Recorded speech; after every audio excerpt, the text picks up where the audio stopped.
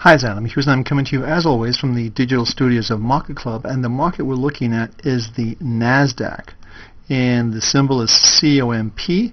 We frequently looked at the Dow, we've looked at obviously the S&P 500, but this is the same pattern that's happening with all of these markets, and the pattern I want to show you is a very powerful Japanese candlestick pattern, and it's called a negative engulfing line.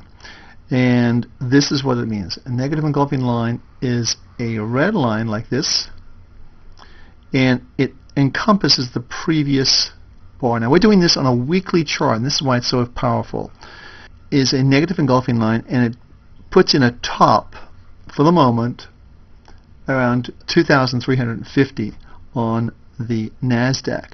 Now why is this important? Well, it's the same thing that happened here. This is a negative engulfing line, not quite as big, but it encompassed the previous week's action. And it's the body that's important, not so much this part here, but the body encompasses the previous body. And you can see that with our Japanese candlestick book that we've made available to our members. And if you'd like a copy, just either give us a call or send us an email. We'll send one out to you, no problem. But this is a very negative signal in and of itself, in the fact that it's put in a top in this market. Now you could look at other time frames, and you can see other time frames when this has happened. I just want to give you two quick examples of this has happened in the past. This is nothing new. These negative engulfing lines. Some people call them bearish engulfing lines. I like to call them negative engulfing lines because I think they're negative to the market.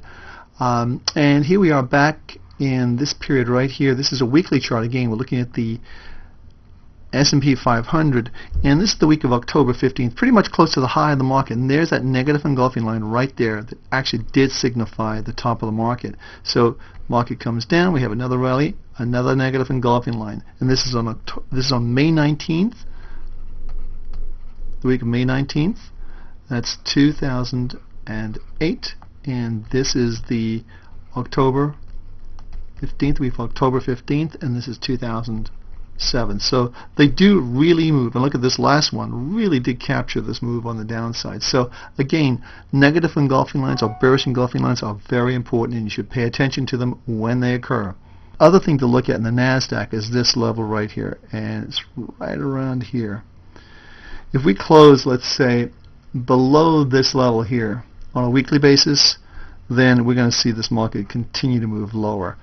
Our triangles, basically, I'll put those on just for you for a second and show you.